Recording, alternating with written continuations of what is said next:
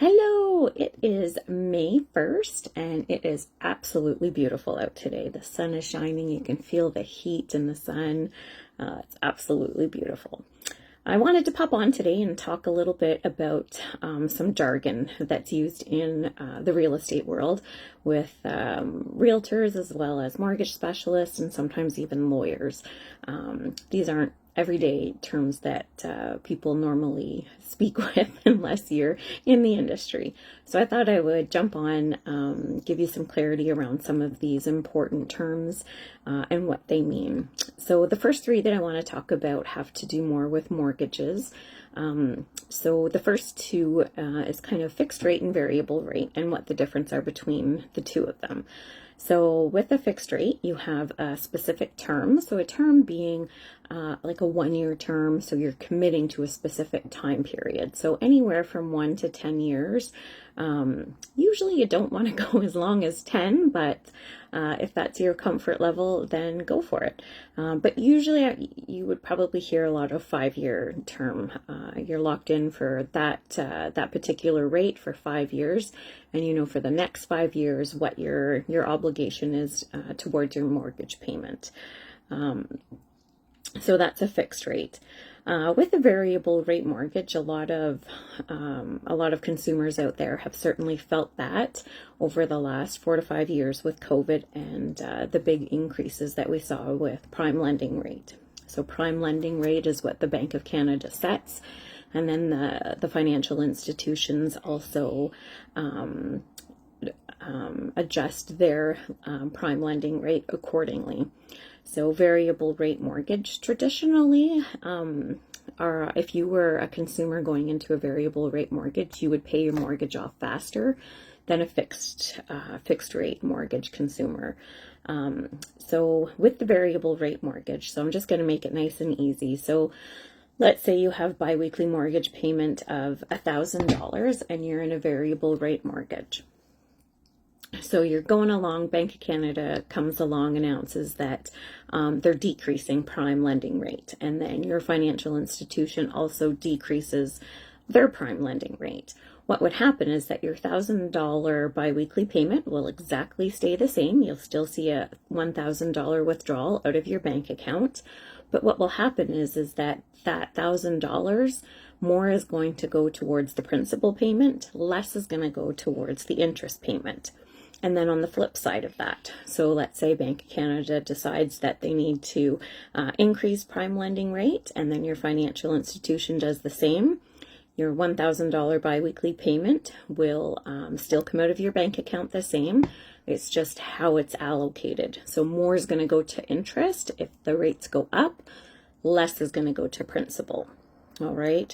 So inside your variable rate mortgage documents, there's always what's called a trigger rate. And that trigger rate is what we saw happen in 2000 with COVID and lots of people having to go into their financial institutions because their biweekly payments, let's say, that $1,000 wasn't even covering the interest. So they had to renegotiate things.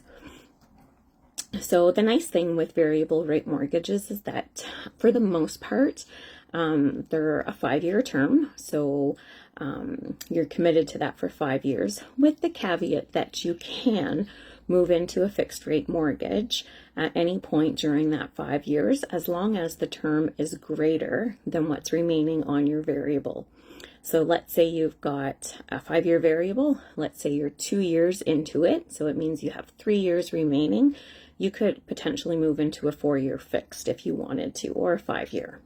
All right, at no cost. So if you're shopping around, whether you're a first-time home buyer, you're curious, ask these questions. They're important to have, important to know.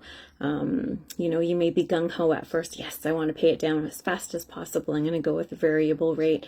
But then something like COVID comes along and you're feeling a little unsure. Go in and talk to your financial institution. They can give you options. All right. Another piece that I wanted to talk about was amortization. What the heck does that mean?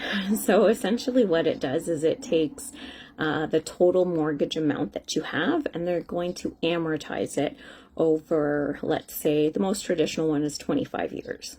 So we're going to take that $500,000 mortgage, spread it out over 25 years so that your payments are comfortable.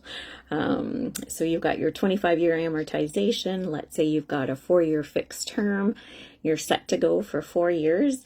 Heading into, as you're getting closer to your 4-year term, it's then time to renegotiate with your lender.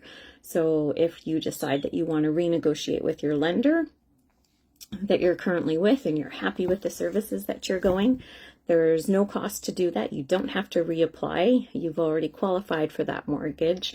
So that takes a lot of pressure off. So a lot of first-time home buyers that I've met over the years always think that when their term is up for, or their mortgage is up for renewal, that they have to provide all that income documents again. No, you don't. You only have to do that if you decide that you want to move to another financial institution. You want to pick up that mortgage and take it somewhere else. For whatever reason it may be, at that point, you would have to then requalify with the new lender. So I hope that that helps to provide a little bit of insight into a few mortgage terms that are out there floating around, especially this time of year. There's lots of movement happening.